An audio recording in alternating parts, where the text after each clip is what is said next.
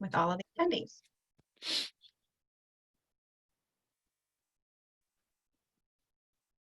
And then you always hope people join our party.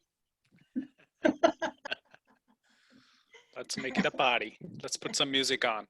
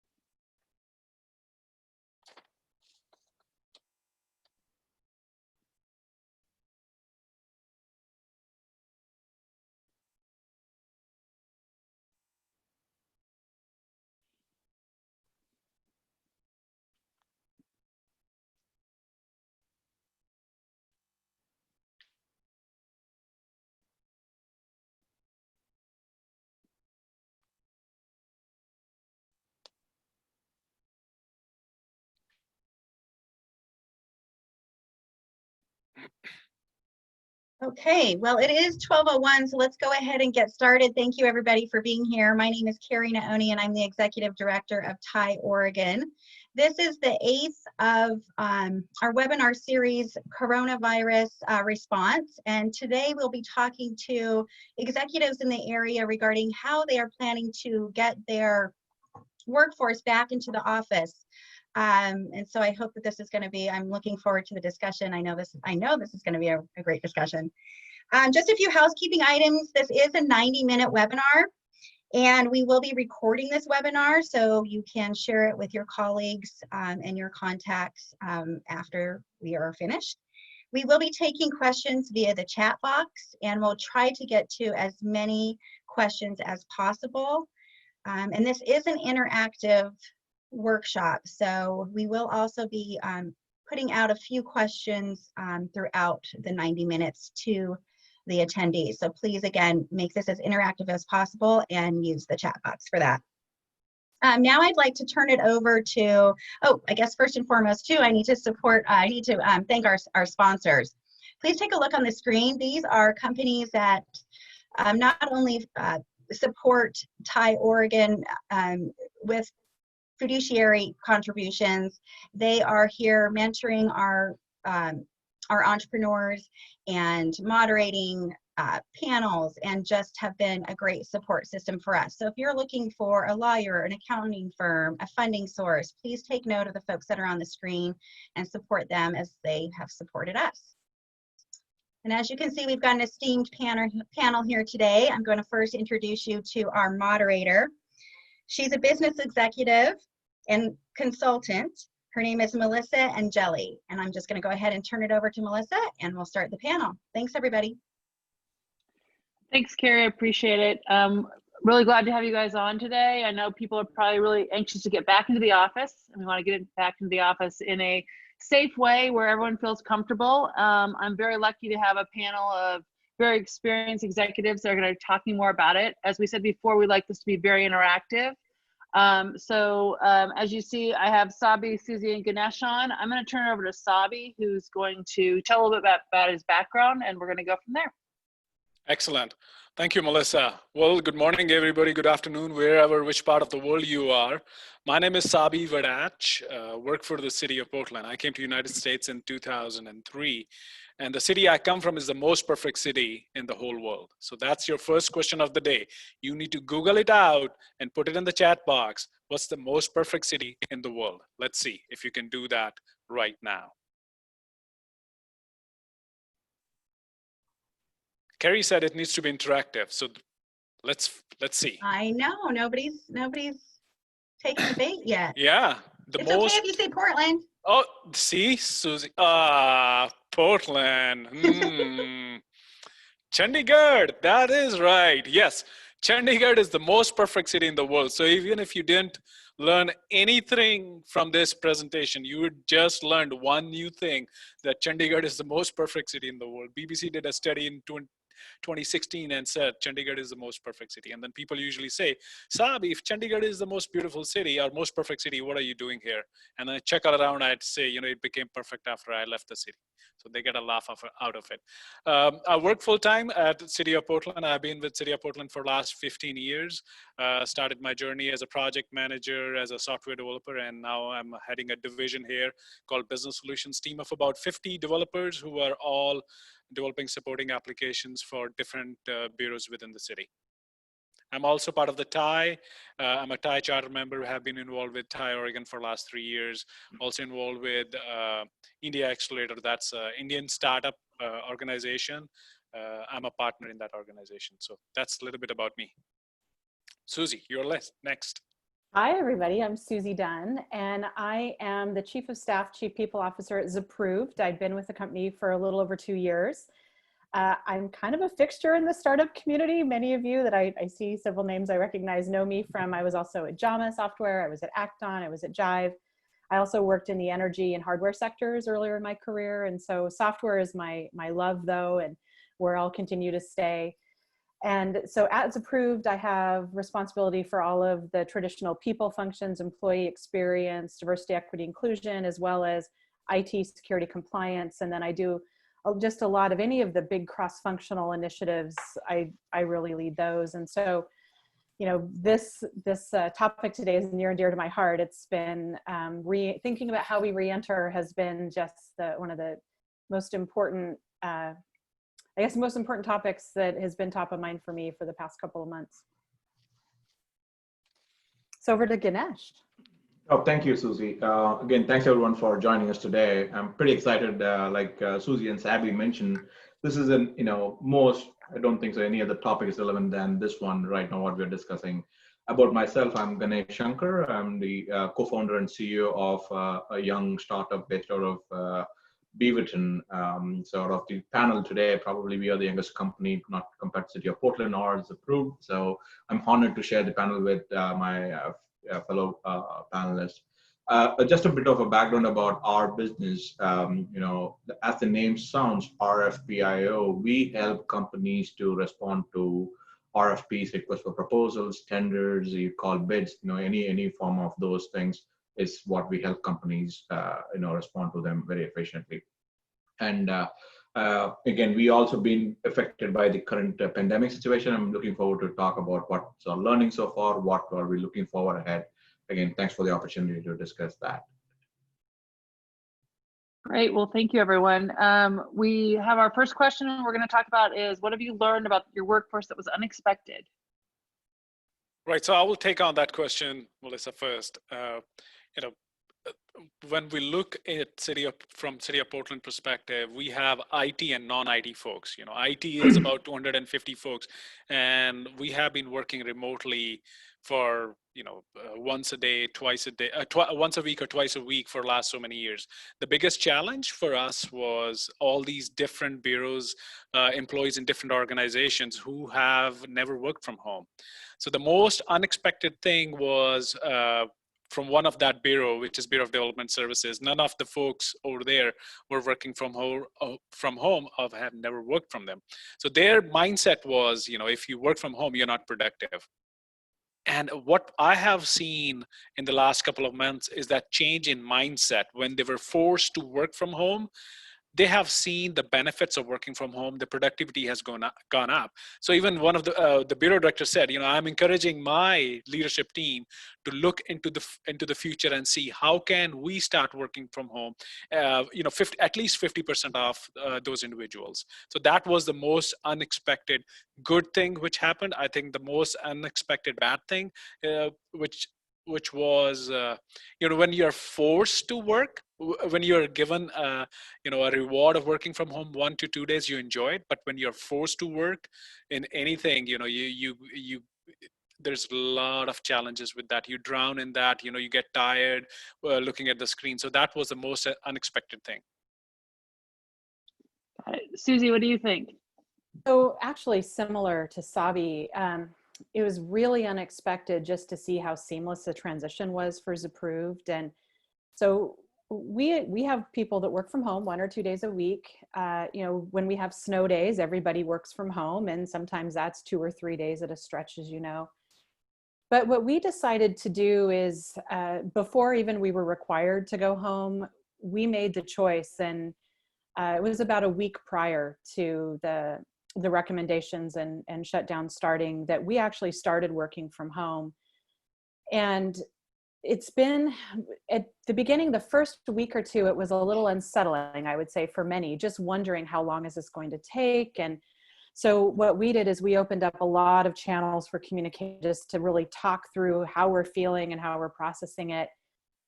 But it was just amazing how seamless it over really was. And as we've gone through this process, the productivity has also increased even beyond what we expected. And just the level of connectedness. We've had quite a few conversations. We feel closer as a community because we have so many more insights into each other in our personal lives, and we see our families and life happening in the background. It's actually made us more close than we thought. We thought it would create more division, but it actually created more connectedness. Thanks, Susie. Ganesh, what do you think?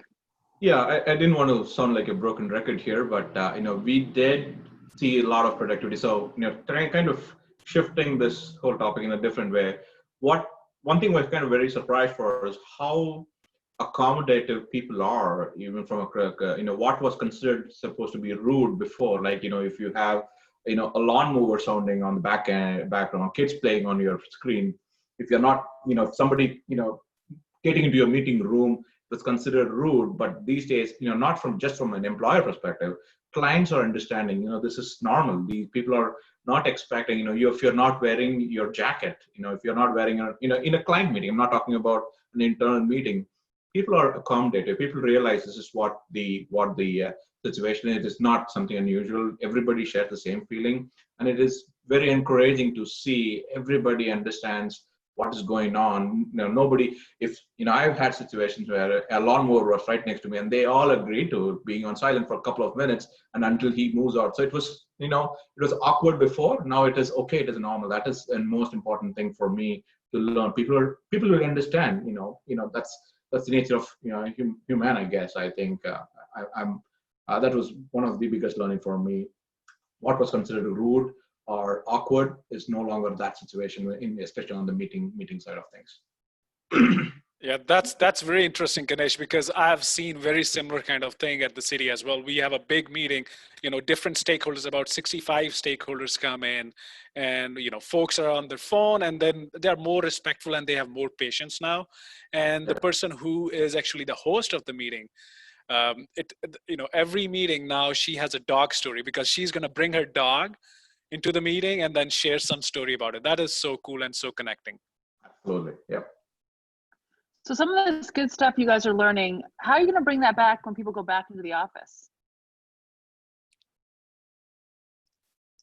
Sabi, do you want to go first, or I have an idea?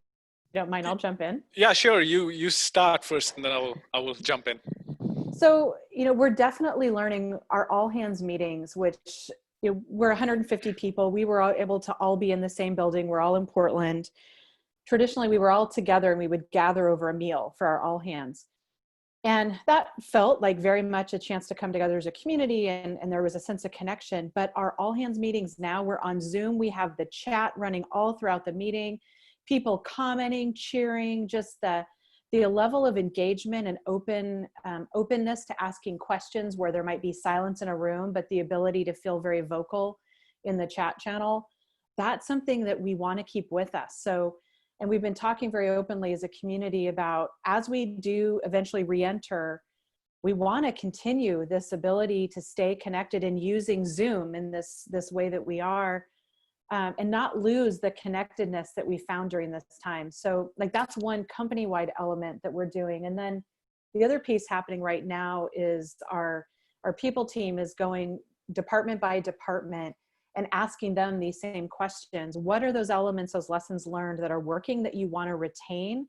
And let's intentionally do that. And so teams are all having these conversations, and we're excited to see how it plays out, because there are some unique things each team may be wanting to do, and we're letting them really guide that. Right. So we are looking at all those scenarios right now. You know, what's the re-entry scenario is going to look like? Not everybody is going to come back to work. What is going to be that for them, right? Well, we have to make some changes in our policies, whether it's admin policies, HR policies, whatever those are, so that we can continue to allow our employees to work from home, and even of the safety of those employees when they come back to work. So we are looking at, you know, those admin rules as well. We are also looking from facilities perspective, right? What does that look like? How are we gonna re-enter the folks back? You know, whether we're gonna do a temperature check, how often we need to, you know, do the cleaning, right? All those things we are looking at right now. The biggest thing, or the biggest challenge which we have is, but we just finished with a project. We spent about $200+ million in making the Portland building better. And we were looking for open space and everything. And right now with the current scenario, we have to go back. So we are looking at those kind of challenges. Okay, how are we going to go back from this open space where we just went into more closed space where there are actual 6 feet or more space between different employees. So we're looking at that. We're also looking at change management, right? It's a big change for employees when they went back to their home, but even to bring them back in is going to be a change management, organizational change management perspective. So looking at from that perspective as well. Yeah, from our end, you know, it is a little bit of a tricky challenge, given we have a distributed team. We have an India office and as well as the Portland office, the Beaverton office. So we are almost 150 employees between, you know, both locations, almost 60% there and 40% here, like that, you know, ratio. But again, the challenge for us is, you know, 2 different countries, 2 different, you know, setups. You know, going back to work is different, you know, in India, or even the city that, you know, we have our office in India versus, you know, how Portland is operating, you know, how US is operating in general. So that's kind of, we have to navigate through this, you know, difficult times. But surprisingly, it has been, you know, not that big of a challenge. People are understanding the situation more than we thought. You know, we are now forming, you know, especially now that India is opening up more than, you know, in the US. You know, the cities are opening. So what we decided to do is kind of to do a test run where, you know, anybody who's taking the public transportation are not allowed to come into the office. Or anybody has their own transportation, be it own their you know, vehicle, or they come in, and whoever is coming out of state or out of district is not allowed to. So we're trying to, you know, experiment even with people who are in district and who's having their own transportation, because they're not in a crowded environment when they're traveling to the office. So they're not, you know, meeting anybody who in that crowded buses or, you know, trains, you know, in those kind of situations. So what we are doing right now, we're experimenting smaller teams on alternative days. So each team can come one day, and the next day they're off. They work from home, so we are doing an alternative way. In the US, we still are, you know, completely working from home. So what we have communicated to the teams is, when the city opens, we will evaluate the circumstances. So we're not going to say, okay, the government has said, okay, we are opening. We are going to go on day one and say, okay, open the office, we are in. No, we are going to evaluate the situation. And it's even more challenging as a startup because we always been, scarce of space. We don't have, although we are almost about 60 people, we have, very small space, which is exactly, we don't have the luxury of maintaining 6 feet distance, like, this $200 million building that Nasabi was just explaining. We don't have the luxury. And now we are considering how we can, although we already have our open office setup. So now it seems like we have to go back to the cubicle setup, at least for some time period of some time. So we are evaluating some options to see how can we not assign desks. So instead, can we have those cubicle floor, but there is not assigned desk to anybody. So Ganesh does not get a desk. So when somebody comes in that day, they can pick and choose the desk. Next day, nobody gets to get a dedicated desk in a space. So it is like those different models that we are trying to, evaluate. And obviously, we have to follow the state guidelines, which we are definitely going to follow, even beyond, like Sabi said, how frequently we have to clean up the space, what are the, this PPE things that we have to keep it in the office. It's all different. Being a startup, we have to be very, very, mindful of those resources we're spending. But obviously, we can't risk our employees and our partners, or anybody who's coming into our premises risk. So we have to take that into consideration. Again, we're experimenting few options here. Yeah. Yep. Another piece. Go ahead. Lisa, I just want to add one more thing into that is we're also looking at, what's the future is going to look like. Let's say, you come back into the office, you're all good. But what happens if we identify an employee who has COVID, right? How are we going to handle that? So that is also coming into the picture that we should be planning about that, tracing, how we're going to trace those employees and who that individual was connected with, who he or she talked with. So we need to look at all those things right now. Yep, that's great. I mean, one of the things that one of the registrars asked, and we've all had conversations with different people about, is the fear of the unknown, right? This is new. We're going uncharted. And not only are we trying to run a business, but now we have the business of the fear of the unknown. A normal business like tracking for someone was sick or people being uncomfortable coming into an office. We haven't had those before. So what are you gonna do to make people feel comfortable? How are you gonna build trust with your employees? There's also the mental piece of this that people need to do, like mentally, like, are they taking care of themselves? And how are we as a business making sure we take care of them, that they have the time to do that, especially if they're working from home or trying to do both, working from home and coming into an office where they could be exposed. So how are you taking on those kinds of things? I'd love to jump in because that's exactly top of mind for us as well. So what we've decided to do, and we've been very transparent with employees about this, is we just want to reimagine what the office means to us. And we have an advantage, similar to Sabi. We are moving into a new headquarters. In fact, we were supposed to be moving in April. And so when COVID hit, we were in the middle of closing out of 2 offices, moving in the new one. And so no one has worked yet together, or no one has worked at all in our new space. And so we also have the advantage of we have a whole new space, but we have a whole new way of thinking even about what we want the office to represent. And so we've told employees, we want to reimagine the office as more of like an intentional knowledge center. And we want employees to really think about, at least in the interim foreseeable future, maybe it's the next 3 months or 6 months, and stay very flexible, but really think about, where do you want your home base to be?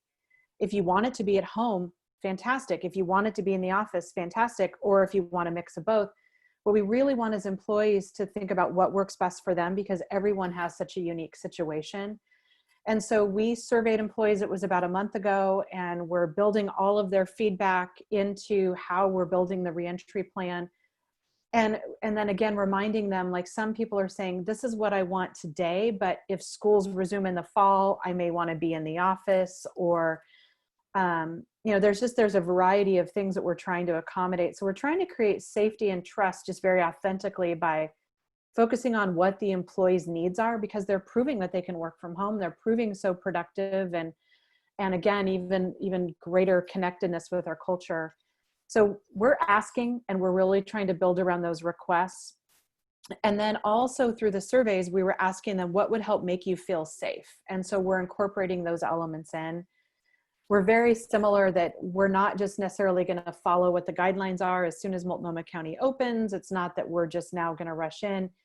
We're going to commit to following our values, and we're telling employees that we're going to start with at most maybe 25% occupancy on any given day.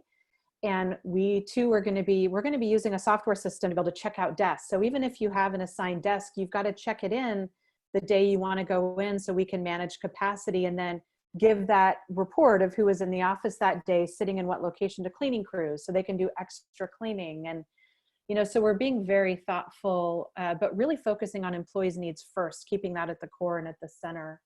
And that seems to be working really well for us so far. I can add a little bit to that is, you know, fear of unknown. We are hardwired for that as humans, right? It's the first thing which triggers us, like, oh my God, what's going to happen? We already experienced that when we asked employees that you're going to start working from home.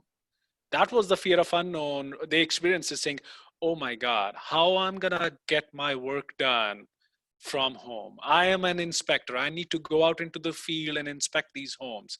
How I'm going to do that work from home, right? So I can share some of the strategies which we have used in the last couple of months, and probably, you know, that will help to continue this change, because this change is constant. So a few things which we have done is, you know, connecting with your employees, as we said, mentioned, you know, having those conversations with them and saying, you know, it's going to be all right.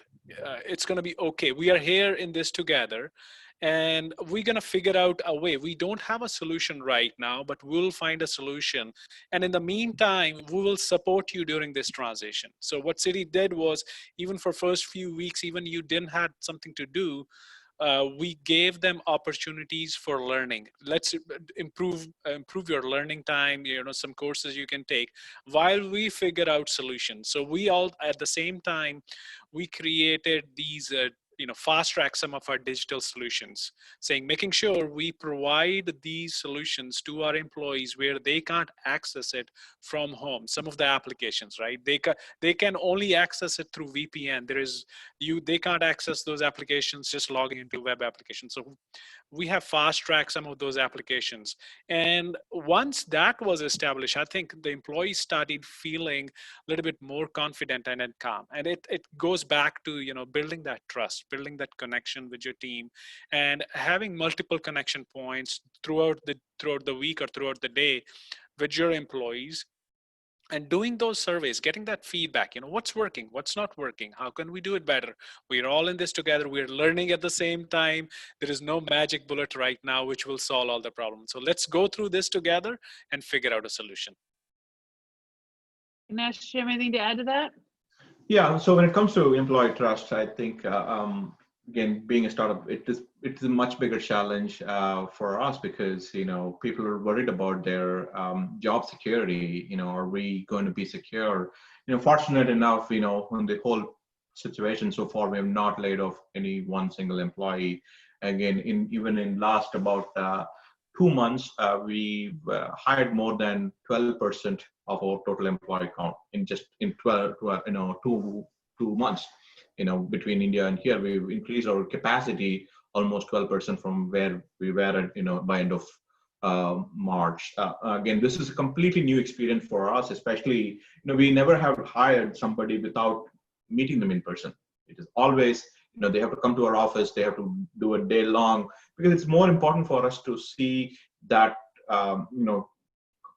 body language, the cultural fit, how they react, how they have the eye contact. It's all important elements of it. You know, we are not, you know, a big corporation. You know, we have set defined job description. You know, you do this and you're done with it. So there has to be many different hats to be, you know, whereby the employees or the possible candidates. So we look for all those cues when we do it in person. So as the leaders, and again, my executive team, and we are now coming to, you know, more of a findings that those things can be done through, you know, multiple internal people meeting with one person. If we had one person meeting before or two-person meeting before, we have doubled the number of interactions during even the interview process. No longer the person has to meet one person. Now they are meeting two persons. So we are getting much more perspective, though they are not in person. So we have increased the number of touch points during the interview candidates. And again, for the existing employees, again, as a founder, as a CEO, I cannot predict the future, but I can tell what is happening right now, what is going on in our minds. So we have this bi-weekly meetings. So every meeting that I've assured the team that me and my executive team on the board is not spending 1 minute on talking about laying off or furlough or anything like that. So we have told them, the employees, I cannot predict the future. I don't know how this is going to, the situation continues 1 year down the line, I cannot be. But today, as of today, we are not in that position. We are not talking about it. We are talking about how can we progress more, how can we grow. That is the discussion today. We are not spending a minute. So that gives the employees an assurance, okay, Ganesh is not thinking about laying off, the company is not thinking about laying off. That confidence we have given. And then again, we have also done every meeting, after every meeting, for last 8 weeks, we have been doing four or five meetings already. After every meeting, we follow up with with survey. Immediately, everybody's and our HR team continuously bugs them to complete the survey. Obviously, it is an anonymous survey, but we take it very serious. How can we complete it? And we act upon it. The next meeting, the first thing we address is the survey feedback. Before getting into the regular agenda, the first thing we address is the survey meetings. And the biggest concern, which was when the first of the two meetings, was about employees, job, guarantees. And that's what big. No longer we see that anymore. So they're talking about, how are we? Because we are small office, like I said, we are close to each other. Now talking about how can we, get distant ourselves between employees, my colleagues. That's more of a topic these days than employees fearing whether their work is going to be there or not. So we have built that trust by properly communicating and stating the fact. And again, more than anything, we celebrate a lot of positivity in the company. So it's kind of positivity is very contagious. So people see those positive. Every deal that we close, we celebrate it. We have something called in Slack, we have built in something called bingo. When somebody closes a deal, it alerts everybody in the company. We can virtually give tacos. We have implemented a small add-on in Slack. You can give tacos for doing good.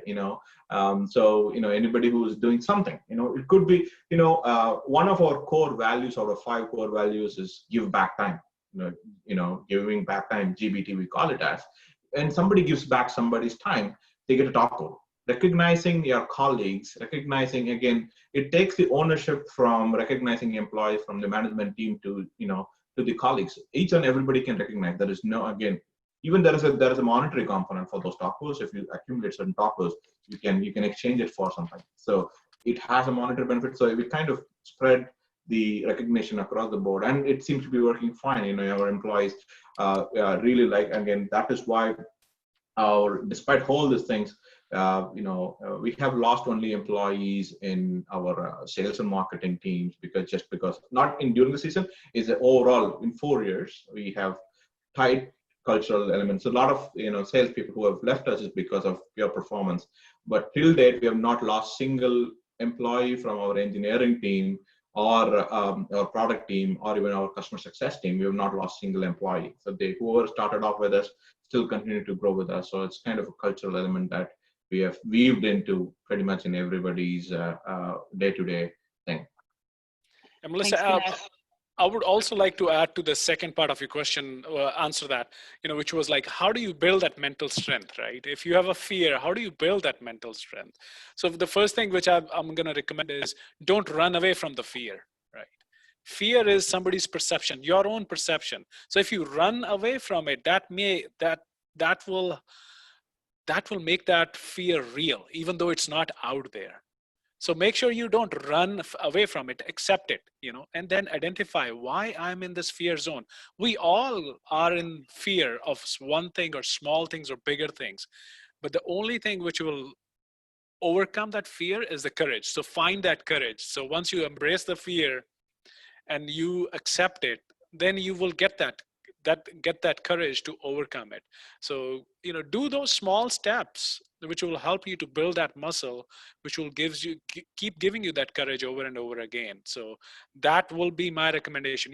Be mindful about it. Practice that. Meditation in the morning, practice mindfulness. Having that gratitude attitude will really help to overcome some of these. Give you that mental strength. That's great, Sabi. Now put yourself in a place of an employer. You feel that way, and you've got an employee that doesn't feel that way. Like, how do you coach them? How do you help them? I mean, I think those are really good things, but remember, that's you, and that's maybe not someone else that's working on your team. Absolutely.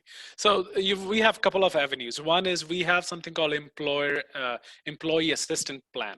So anytime they are feeling down or they are in this fear, they have a number to call where they can talk and get that help. Another thing is we as leaders need to be out there and say, be vulnerable about your fears as well. I don't know what's going to happen, right? But we are all in this together. So let's figure it out.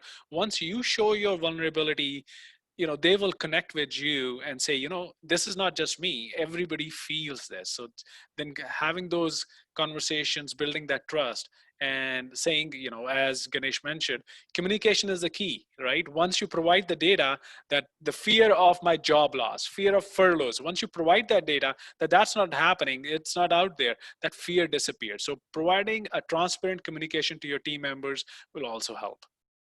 I completely agree. That's how we handled it at Zapproved and continue to, when we first went home that first week, it was really trying to over communicate, both just in, whether it was through email or whether through Slack, but then really gathering together. And we provided a lot of space to just, as leaders, we provided space just to be present and not have an agenda. Like our CEO did twice a week teas where there was no topic, it was all optional, but it was so interesting, people just showing up and having a place to just be together. And some of the conversations that just came through that were just incredible. And then we've been incredibly transparent. It's been very difficult because we do have about a dozen people that have been on furlough, and we were very transparent along the way of, we don't know what's going to happen in those first couple of weeks, but here's the things we're thinking about. And we were very transparent about, here's some of the changes we proactively want to make to try to make sure we don't have the impact that everyone is fearing so greatly. We didn't want to have significant layoffs. And so we just continued to tell people along the way, and we do have some folks on furlough. And so to the company especially, we've been communicating, here's the data. So here's what happened. Here are the data. Here are the facts that we know so far. Here are the things we need to see in order to start bringing people off furlough. We've had our first person come back. We're continuing to evaluate as soon as we can bring others back. So we're just being very transparent and vulnerable as leaders of, these are the things we're thinking about. These are the things we're watching. This is how we want to make decisions. But then, so we're equipping people as much as possible, but also telling them, we're being so transparent. We're keeping you along on the journey that we know even that's overwhelming. And there's a burden of just sometimes even having too much information, but we'd rather do that right now. And we found the team has respected it so much. But I think just to touch on that, for employers, there are so many additional benefits right now, even through your benefits provider, through your employee assistance provider. I know ours is providing additional visits with therapists, with counselors, and those are free visits that insurance plans are coming up with a lot of unique ways to be able to support teams. So really pay attention if those are things that you as an individual need. There are tools out there, and if you're not sure, contact your people team, your HR team, because chances are they can connect you with the resources you need as well. Thanks, Susie. Ganesh, do you have any comment? Yeah, from ours, like Susie mentioned, we do this team meetings when I say team meeting, the entire company comes into this meeting every 2 weeks. But I, as a CEO, what I did was I picked every team separately, and then I made it very clear, I'm making myself available. There is no agenda. I made myself available for them for that 1 hour. They can ask any question. I've made it very clear. No, this is no evaluation. I'm not going to ask your status update. There is no status updating. This is about them asking me question. And I met with pretty much every team in the company as a team, because when they were not able to ask those questions in a company-wide meeting, especially when they are in a smaller team, they tend to open up. They tend to ask more questions because they are colleagues, they're on the same team, they ask more questions. So it was very well received, and really people appreciated it. Although there was not a lot of conversation out of it, people really appreciated how important for them to see one of the main leaders to make himself or herself present for that thing. So one of the outcome of that meeting, what we decided to, again, people feel like we feel like there is a lot of overwhelming mental stress sometimes going on. So what we decided to do is give them a day off without utilizing the PTO. So we have announced next Friday, not this Friday, the following Friday will be a day off. It's a long weekend. People can enjoy. There is no deliverables going to be expected out of them. So we are communicate. And then basically we try to do May, June, and July.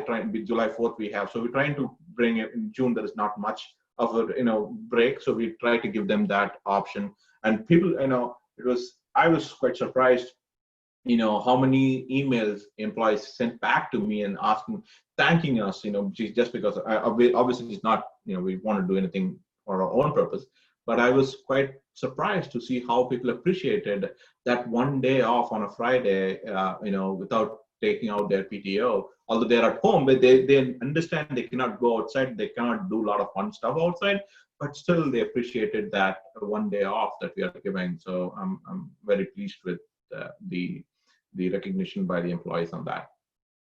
Great. It looks like all you guys are doing a really good job of making your workplace very safe, a really safe place and consistent, and one that's open communication, which vulnerable, open communication, and being one with everyone together, trying to figure this out. I don't see a lot of questions on the chat, so I'm hoping that people are getting what they need. If people have questions, please remember you can send them to us, because this panel does want to answer your questions. I'm going to go on to some other stuff. A couple of things that were mentioned earlier were collaboration tools that are being used to help. And I want to see if people can talk about some of those that have been successful, and maybe some that are new, maybe some that you've tried, that kind of thing. Sabi, yeah, it's very interesting. Before COVID, we were trying to implement Teams. It was like a 6-month-long project. And people were like so hesitant to use it. We put training plans in together. Boom, COVID-19 happened. Everybody's on Teams. They just love it, right?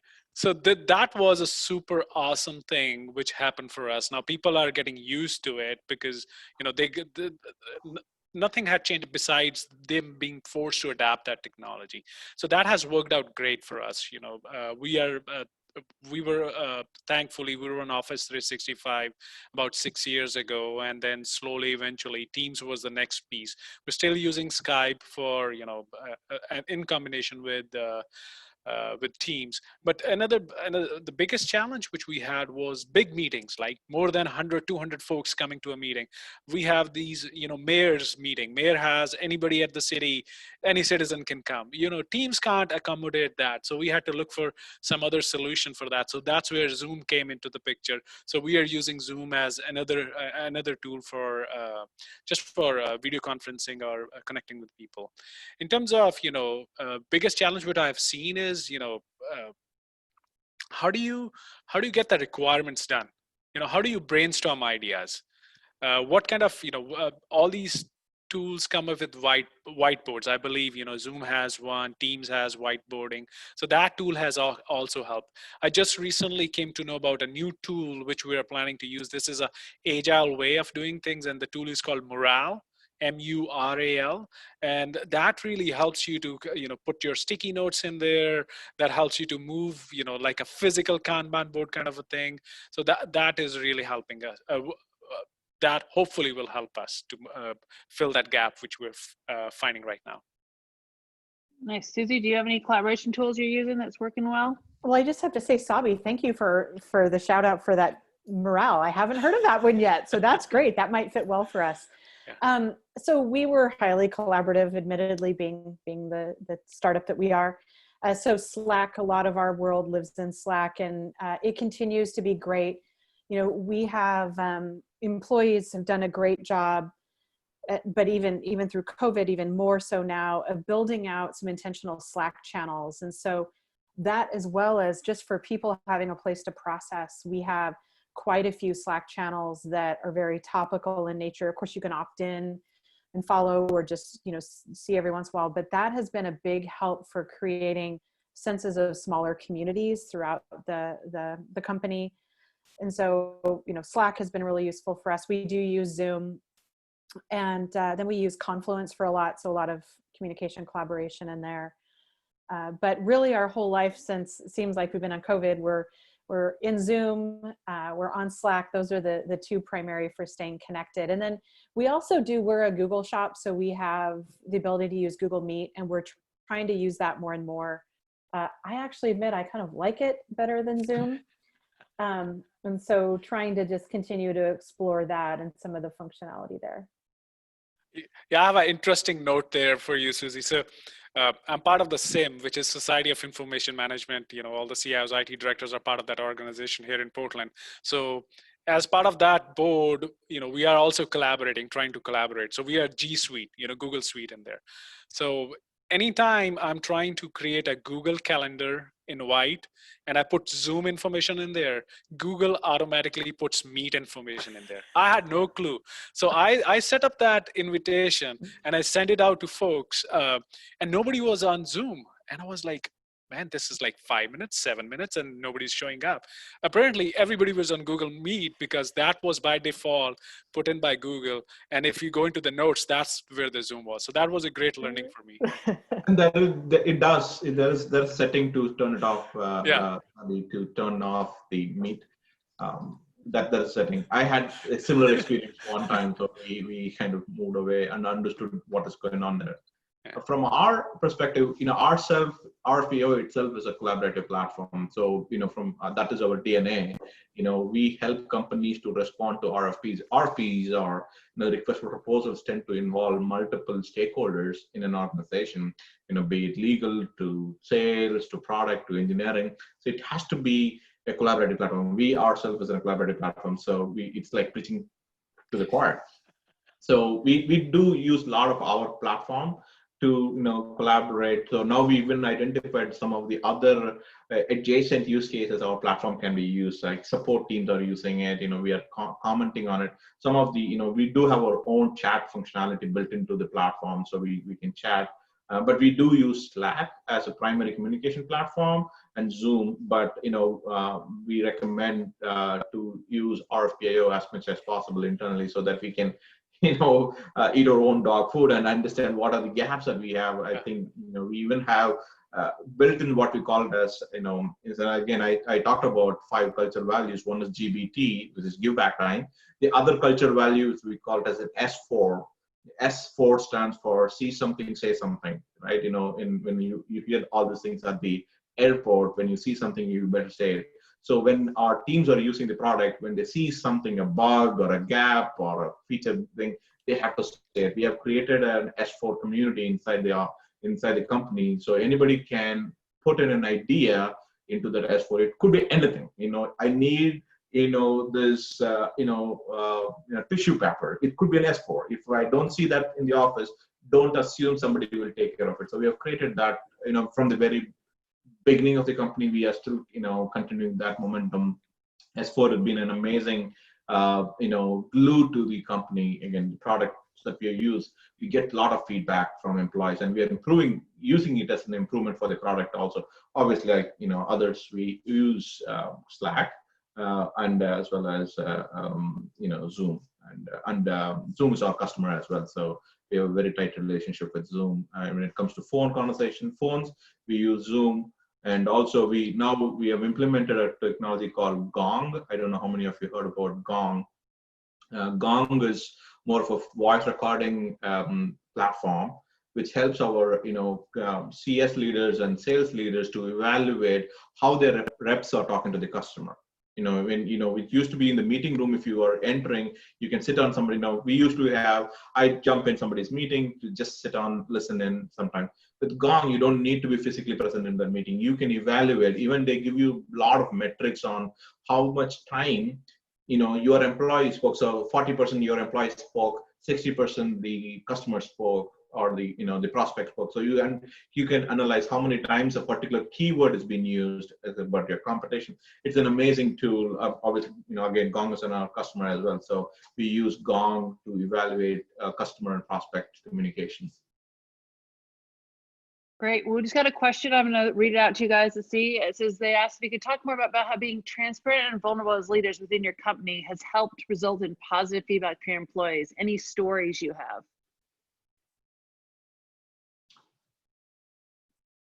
Yeah, I can, I have got great positive feedback from employees. We used to, so just like everybody else is saying, what I did was 30 minutes every Monday, 3 to 3:30. That's your optional time. I'm not forcing you to come and attend this meeting, but if you have anything you want to share, maybe it's time, it's your marriage anniversary, it's your birthday, let's come and celebrate it, right? Let's do all that fun stuff and connect with each other. That was the time which I gave to my team to come and connect with us. That really helped, because folks were like, you know what, it's just good to see you there, good to see other people's face out there. It's good to connect with each other and see how everybody's doing. So so I asked the team, is like, are you getting the value out of it, even 30 minutes? So the positive feedback I got was, please continue to do so. It is helping us, even though you're not sharing any status of any projects or metrics or anything like that, but just to be there and connect with each other and see everybody's face and see how they are doing. It's very fresh. So that was a great feedback, and I'm continue to do that. Yeah, and I agree. I think what's really important is to try to create the essence of those hallway conversations we're not having anymore. And so just being very present and visible without an agenda. So I absolutely agree. Those kinds of situations we're getting so much feedback on. We're also just continuing to get so much positive feedback on just how, again, open, transparent we continue to be. So I think my advice is, as leaders, continue to do that. But the other piece is just, especially as we have some time at home and you're not, like, could be some days where my schedule is a little bit lighter than it had been when it was in the office. And I'm intentionally just going through and forming touch points with people and staying really connected on a one-on-one level as well, just checking in with people and making sure you don't go too far without staying connected with whether it's people within my own team or across the company. And there's just been a lot of feedback for that. I think the intentional communication is really the key in this, and just, again, giving space to just be open and vulnerable and share what's top of mind for me, but as well as just really listening and understanding how to best support the team. So in terms of specific stories, I think we're just getting a lot of feedback from being open and transparent along the way. Yeah, I'm going to add a story that I had. As a consultant, I work with a lot of different people, and I asked one of the women I was working for how it was going to be, having kids at home, trying to do the teaching thing as well as working. And she told me that she cries every single day. That it was really hard. And so we talked about it. We talked about her changing things, giving herself space to be able to do both kind of jobs. She followed up with me later and saying that was just really good, just to even have the conversation about how hard it is. So, I mean, we have to realize that people are, they're being mothers and fathers and caregivers at home. And they don't have space to go out, and some of them, if the weather's not nice, they don't have space to even go out and work, mentally, like exercise. So we have to remember as employees that people are now working inside of areas where they could have small houses or they have people on top of each other. And I think we need to be really open and vulnerable to that. And just ask him, how's it going? How's it going playing all these different identities? And I think that just for her, just to have the conversation and admit that it's that she cries every day. And we talked about ways that she doesn't have to, and we can, as an employer, as we can help her. I think that was just good. So to remember that people are, everyone's situation is different, and there's a lot of pressure on a lot of different fronts, with caregiving, either with family members that are sick with COVID or with kids being home or whatever. So it's just something to kind of be aware of. And Yeah. Melissa, we've seen that, of course, as well. And one of the things that we just are adamant about is reminding people about self-care and how important that is. And again, the way in which a work day is not the same anymore, nor should it be. And so we have a lot of people that have been finding success with, and of course, empowering them with the ability to do this, but just blocking out their calendar. Like, so folks that are both parenting and trying to manage school and trying to manage life, and don't expect you have to work within a certain number of hours in the day. You know, some days you may only be able to work a few hours here and there, but we know that they're still delivering on what they need to deliver. And so it's not about the face time in a fixed set of hours. It's about the quality of the work and about making sure we're giving people the chance to be able to have the flexibility that they really need. And also, just with everything happening, how heavy things are, just reminding people we need time to process. Like, we need some time, and that's okay. Like, take that time. It can be so consuming being in with the TV and the news and the media and then work. And so making sure people are taking that time to focus on themselves. And sometimes that's going for 2 in the afternoon. That's fantastic. Whatever it is for that person, we're really trying to honor right now, because we all something different. You know, and then we've also just tried to be creative in allowing people to check out equipment from home. There are some folks that live in small studios and even not having a comfortable office chair. So, you know, we've allowed people to check out the office chair, check out monitors. Like, what are the things that can make them as comfortable as possible during this time? Little things like that have gone a long way. Yeah, it's in, you know, we are a union shop. So the challenge is a little bit different when you're a union. You know, in my team, 50, 46, 47, I would say 46 folks are union folks. So that brings all kind of challenges, you know. So we have to be very, you know, methodical, because one of the president of the union, he's part of my team. So I inadvertently shared something, and he was like, Sabi, you can't share these kind of things. I was like, I apologize. I was like, I'm sorry about this, but you know, I will be more careful about that in future. So you have to, you know, apologize if you're making mistakes, but you also need to be, you know, you have to walk that fine line of being transparent and being balanced in there. Regarding, you know, the challenges right now, I think one of the things during those team meetings is what are some of the strategies which are working for those team members? So I always ask for that. You know, what's working for you, which is working great. So I got a few feedbacks from the team members. One of them said, you know, it's not like working from home. It's like we're sleeping at office. I was like, that's cool. You know, how can we don't make that happen? So coming up with a routine, like waking up in the morning at the same time, taking a shower, dressing up, as if you're going to work, will really help you to create those boundaries, which are so important, because otherwise the work is never going to end. It's nonstop, because you have brought work at home. I talk about something called HALT technique, HALT. If you're hungry, if you're angry, if you are lonely, and if you are tired, please take a break. You know, go out, you know, take a walk, spend some time in the nature. That will work out for you. You know, the things have changed so much. You know, we used to have these meetings, but then for these meetings, you have to, even though those are back-to-back meetings, but those were in separate office spaces. You have to walk from one place. You're getting up and you're going and walking to a different meeting room, or you actually walking to a different building. That was refreshing. Right now, there is no limit to that office space anymore. So it's Zoom meetings. So it's tiring, because you're spending so much time looking at the screen, one meeting after another, one meeting after another. That's tiring. So the self-care is so important for you. You know, these glasses were actually recommended by one of my team members, because first, you know, 2 weeks, or first week and a half, I was like so tired and drained out at the end of the day. And I couldn't figure out like what's going on. And they said, you know, all these laptops and these screens, they throw that blue light at you. We are not used to looking at the screens for that long. You know, even in our offices, we used to have a screen which used to protect us. But he was like, go to Amazon, buy this glasses, this will help you. And this has been a lifesaver for me. I'm telling you, my life has, I don't feel that tired. My eyes are not strained out at the end of the day. Thank you. So the question that also has come up is, let's see, when do we think that we'll be back in the office?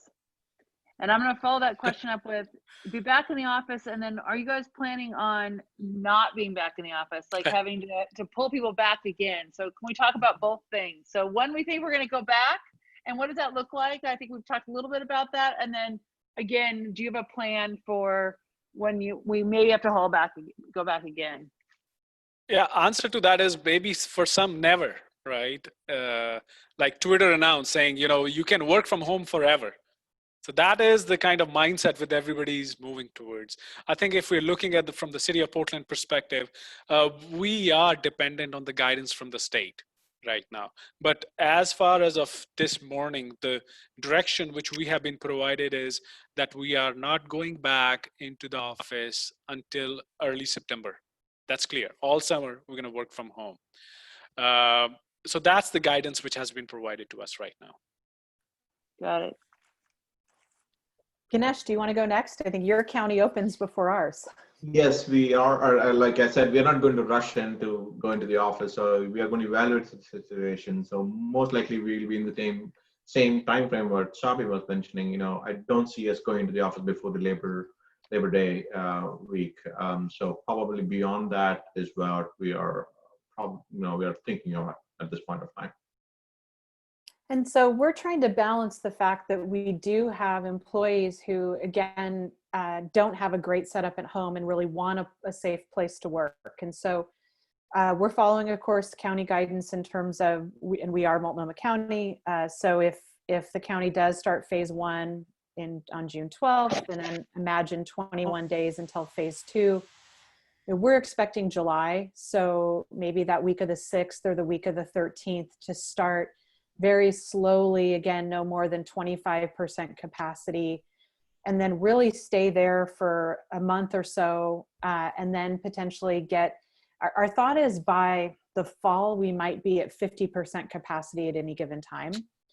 But we're still evaluating it. We haven't formally decided, so this is not my disclaimer announcing what Zapproved is doing, but our thinking is that we want especially the employees that need a comfortable place to sit. I'm seeing people in meetings shifting from sitting in their chair to then going to their couches and saying, oh, just my back and shoulders are hurting. And there's some people who really do want a place to be.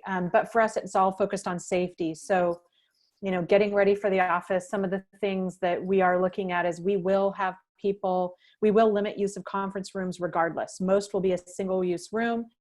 Zoom is the meeting room. Conference rooms aren't meeting rooms. Zoom is the meeting room. We also were looking at buying masks as well as face shields. So face shields are much more inclusive, especially for hearing impaired. So we're looking at when you're in the office in the general areas, you'll need to have some sort of protection on. But when you're at your desk, we're having the desks all socially distanced, spaced. You may not have to keep your mask on when you're at your desk.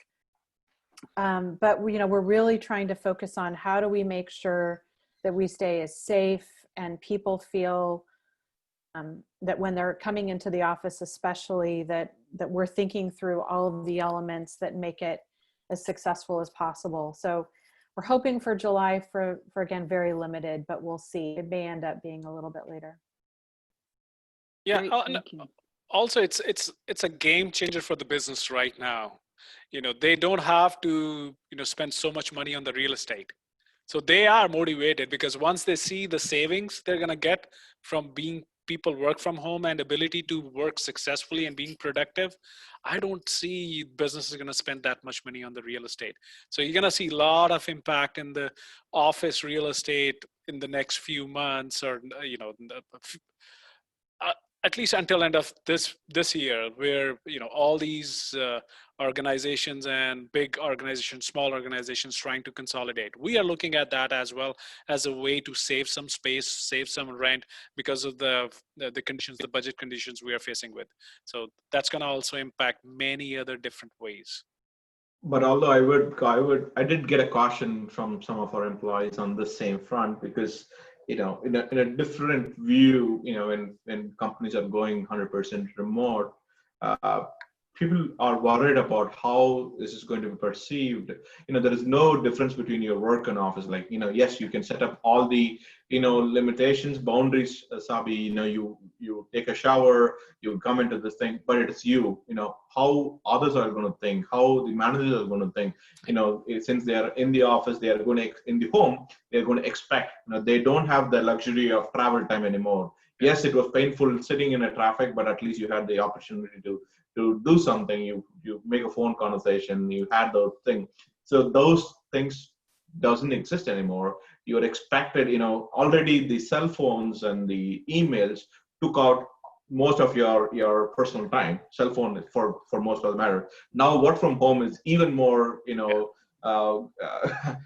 concerning. I would say. Again, I'm not a big work from home person personally, but some of our employees did raise a concern, talking about how this is going to be seen, work from home. Because yes, I as a leader can set up limitations. I'm not going to contact you beyond 5 o'clock or something like that, in the evening. But most of the employees are on their own.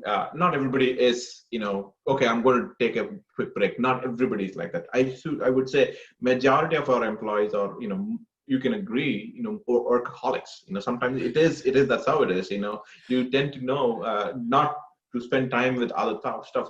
So because of that kind of a mindset nature, it is going to take a toll on your personal life. We've been cautioning that, yes, work from home is great. You have all the luxury to be at your couch and work that. Obviously, for whatever reason, if you have a laptop and if you sit on a couch, your friends and family think you are free.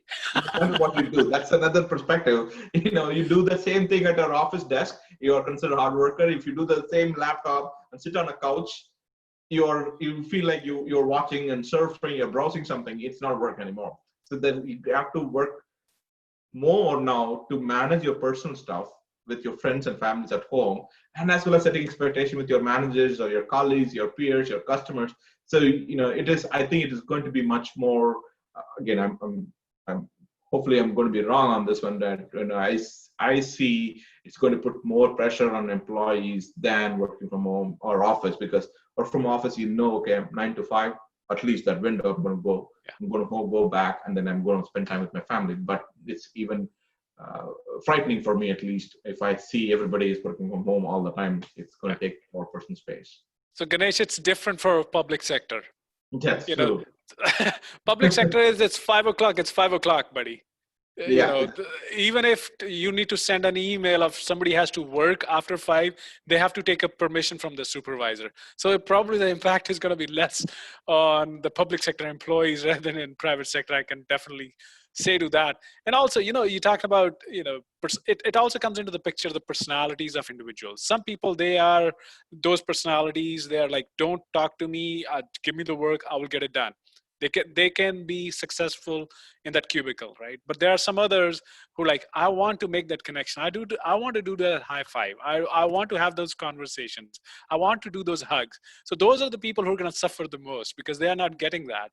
So I would say that a lot of people are in that category, because people tend to, again, you do whatever things, people tend to feel insecure when they're not showing off their work. No matter, I'm not talking about in a bragging way, I'm talking about in a natural settings. If they're not, demonstrating, they feel insecure. No matter, as a leader, you think, okay, I know, like you said, if I know this person gets into a cubicle, I know this person can get it done. But that person may feel insecure. Okay, if I'm not showing my manager or my VP or my executive that I'm working, they may think that I'm not working. So that, as an employee, I've been an employee not too long ago, 4 years before I was an employee, right? And I can think of that way. Okay, if I'm not showing off, if I'm not putting that extra thing to say that I'm working, I don't know what people are going to think. That fear of unknown and fear of insecurity is going to be my biggest concern. And that's one of the reasons why we've been trying to really reimagine what the office means. just because you're not visibly in the office doesn't mean you're not working, but there are some who really want to be in that office and use that space. So it's an interesting concept because we have quite a few employees that are saying until we can all come back and be in the building together and not be wearing masks and we can really have that sense of community like we're used to, we don't even really want to come back. Like that's what we miss. We miss hanging out in the kitchen at lunch, and we'd often eat a lot of our meals together, and people miss that. Like they want that connection and connectedness. And so it's just going to be interesting. I think we have about 90% of the people responded to our survey saying they want a mix of both for a while. But they also want the flexibility because, they'd like to probably get in the office sooner rather than later. And then there are a few that say not until there's a vaccine. And so there definitely is a mix, but I have a feeling the preponderance is going to want to be in our space, especially because we've just moved into this new space that really was designed for us and people are just craving to be in it. But, we're just taking each phase as it comes. Yeah. Susie, a follow-up question for you that someone threw out is, are you going to be paying for the PPE masks and stuff and all that kind of, and are you having a hard time sourcing them? So great question. So first of all, yes, we are going to pay for again, what we've kind of decided it this week that we also want to provide face shields. And it was, I've noticed a couple of my grocery stores, the clerks are starting to wear that. And I've been asking them for feedback and they say, oh, it's so much better. The mask, I don't know if any of you have worn them for hours on end, but it really starts to impact, like you can get rashes, and it just makes me feel so honoring of the doctors and nurses that are wearing them full time. I don't see how they do it. But we absolutely want to pay for either. And some people, of course, already have their own. So we're saying, look, if you have your own, great. But we also want to be able to provide it. We're looking right now at sourcing both. We're not having a hard time finding some masks, but we've just started this idea of face shields this week. So my meeting after this is with my team saying, have you found any yet? So I don't know if it's a challenge or not, but I actually have reached out to my grocery store too to say, where are you getting them? Because I want to get the same way. Got it. Anyone else have been sourcing any of those kind of things, face shields, or is the city of Portland doing any of that kind of stuff? Or Absolutely. We got that N95 mask for our police folks and for our firefighters and everybody because they were at the front line. So we had definitely given them those N95 masks, and right now if there is a need for an employee to come and work from office, we are providing those masks to them. And okay, so there's another question that came up that says, as leaders, how hard has it been the last 3 months on you personally, emotionally, mentally? Any tips? And then they wrote, because of you all seem so capable, composed, and nothing seems to phase you. So this is for us to be vulnerable as a panel and actually say what's been going on. Okay. Sabi, you're up because you're there. Okay, thank you, Ben. We look composed because there is fire inside which is burning. You just can't see it. Yes, it has been challenging. The first few weeks, as I mentioned, were very challenging. And there could be multiple reasons for that. Personally, I was finishing one role. We went live with one of the projects. And then we spent about a month, which went live on February 10th. We spent about a month in supporting it. So March 15th, we were done with that. And that's when this whole COVID thing happened and then said, you need to work from home. So from my bosses, when I asked them what I'm going to do next, it was like, we'll find you something good. So for next 2 weeks, I was not only affected by COVID, not knowing where I'm going to go, at the same time, just working from home, missing people. I'm an extrovert. I love to connect with people. I love to do high fives. All that mixed up for those 2 weeks, I felt lost. The time flew by. I had no clue, no control. And then eventually, as I started learning strategies from different people, wearing glasses, not draining myself out, putting those boundaries in place, finding different ways to connect with people. We all humans get adapt to the things, right? So that's what I'm hearing. People are adapting to this new way of doing things. So that's what has been happening with me for the last 3 months. Susie? Gosh, this is Ben. First of all, thank you. Yes, for saying we seem capable, composed, nothing phases us. I think that's the goal we have. We're supposed to look this way, right? I admit it was a difficult transition. I definitely felt like I was trying to figure out how I felt that first couple of weeks. And I don't know if everybody else saw this, but there was an article about what we're feeling as grief. And it really resonated with me. Just the grief of, we were, as a company, we had so much momentum. We had all these ambitious goals for the year. And then it was like, what's going to happen? The fear of the unknown, is it going to stop? So that first couple of weeks was just feeling very awkward and uncomfortable. And I really do think there was grieving of what life was. But then I went through a lot of stages, I think myself personally, that people didn't necessarily see, but I was really angry too when we ended up having, especially our investors, really encouraging us to cut expenses by X amount, have a plan in place that you assume the world is going to stop, and build your business plan around that. And knowing we had to impact employees, even with furlough, that was really hard. I mean, I just didn't want it. But I couldn't project that. I had to stay calm and composed, but just personally, it was really hard going through that. And we managed it absolutely as well as we possibly could. And we're working as hard to bring the team back as quickly as possible. But I went through my own range of emotions, but I have to stay composed with people. But I also just wanted to be real. So I was honest as much as I could be, but I definitely went through the range of emotions. And then personally though, also I did realize I kind of hit that point where I really enjoy the balance now. I didn't have life balance. The fact that I'm at home and I have a sixth grader, and we can have the family together and we can go for walks. And I just feel like I'm realizing I would try to work from home a day a week. I want to work from home probably a couple of days a week for the foreseeable future, because it's helped me just feel that more strong and connected to my family. But I've gone through a range of emotions. That grief process thing is true. I think people are grieving, and I think people are stuck, and I think there's people in all different spots. So remembering your employees and employer are both going through it at the same time. Yeah. Ganesh, and you, any insight from you? Yeah, for us, it's, like Sabi and Susie mentioned, it's kind of phases. At least for me, it was different phases. When this hit pretty much in March, our biggest fear was we don't know a lot of things, because we didn't see the 2000 crash, we didn't see the 2008 crash as a company. We don't know how this is 2020 thing is going to react when the market's closed and things like that. Where we were able to sustain the business, especially we are like Susie, we had a lot of momentum going on, and we have quite a few aggressive plans for 2020 plan.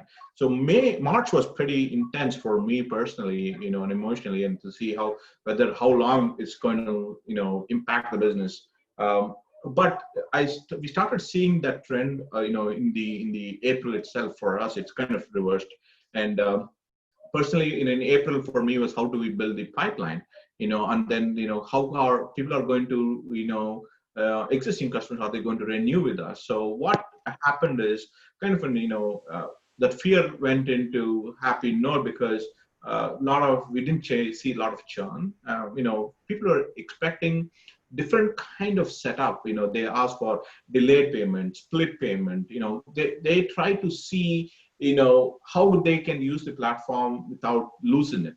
Our internal champions were fighting hard to keep the tool, and it was encouraging to see. That was very positive. And in May, my biggest worry was getting a haircut. It was taking a super, because a lot of time people are getting into these Zoom meetings. My biggest personal emotion was getting a haircut properly done. We had this thing. Luckily, my wife, I gave it a shot. I think she did a decent job on what it could have been. Looks Ganesh, great. yeah, give her kudos, buddy. Maybe I need to come. Same here. Self-care is important, and part of self-care could be hair. Yeah. So before we end, because we just got a little bit, I don't see any more questions. Maybe one thing we could just end with is something like on the gratitude side, something you're grateful for that's happened during this time, or something that you wish, that you hope for the future, something like that. Let's do a wrap up on that way, as I see no other questions. Sabi, can I throw it off to you to start with? Absolutely. I think as humans, we have talked about this topic about fear of unknown. This has given us, that courage, that muscle, that has built us that muscle for us to face even bigger challenges, right? We are made to adapt to and rise above those challenges. So this was a great exercise. I don't like this exercise of going through the COVID and the other things which are happening, but that's what makes us human, right? So please, take care of yourself, be thankful that we are here right now and we have the capacity and capability to make a difference in somebody's life. So if you have that power, please take this opportunity to help somebody right now, make a difference in somebody's life. Susie, can I throw it off to you? Oh, so well said, Sabi. It's hard to go from that. So I just feel so much gratitude that our employees, especially our employees, their families, and even from what we're seeing with our customers, that people have been staying safe and staying well. We have not seen devastating impact. I feel so much gratitude for that because we were so fearful that we just had no idea what was going to happen. And so the fact that the people are, at least the people in my circle in my life and within Zapproved, we've been staying well and been staying safe. So I feel so much gratitude for that, just going through that together. But I also just, again, I think the jarring effect of this, that it's just really caused us to get so much closer as a community, and we are doing really well. Like Ganesh mentioned, we're doing very well too, weathering through this, and we're seeing, again, so many of our customers are. So I have such gratitude for just the fact that we can be so resilient, we can be so adaptable, we can have so much thrown at us, and we can still continue to see our way through it to some positivity. I'm just thankful for that every day. Ganesh? Yeah, first of all, I'm so thankful for the, again, frontline forces, like Sabi mentioned, the firefighters and the nurses and doctors. I don't think, this would have been possible without them, leading the front lines for us, more than the armies and navies of the world. These guys have put in a big fight for all of us. We are talking today because of them, wearing the masks and going to the, hospitals every day, going to the sites. I'm very thankful for each and every individual. Even remotely, they've contributed something to get this under control. I'm sure we will get through this. And the next thing is my team. Yes, like Ben, you said, we look very composed. It's like Sabi mentioned, there is a fire inside, but it's because of the team behind us. The 90 minutes that I'm sitting on, somebody's working on behalf of me in the office or in the company. So that peacefulness is what, we are very grateful. And the next one is our customers. So much so, we cannot sustain this business without our customers helping them. And again, new business obviously has had a dip, new customers signing up, so it has slowed down, but existing customers are the ones that are helping us thrive even this difficult situation. Some of our customers voluntarily said, big customers said, okay, we can help you. We can give you 3 years payment, upfront, sometime, because they understood, they believed in us. And the final is, our investors who still, invested in our business, continue to encourage us on a daily basis. I think I'm very grateful for pretty much every one of them, just I mentioned. Thank you. Well, I'm very grateful for this panel. I'm also very grateful that companies are really working hard to listen to employees, to keep people, be a safe place for them to go. As we all go through this together, we need to continue to work together, collaborate, share information. And one of the things about this is taking the time to be grateful. And so for that, I thank everyone here on the panel. Thank Ty and Carrie, and I wish you all a good day. And please follow up. We're happy to continue to answer questions along the way. So we're here as a resource. We want to help you get through this and be successful, whatever that is. So thank you all. Thank you. Thank you, everyone. Thank you. Thanks, everybody. Thanks.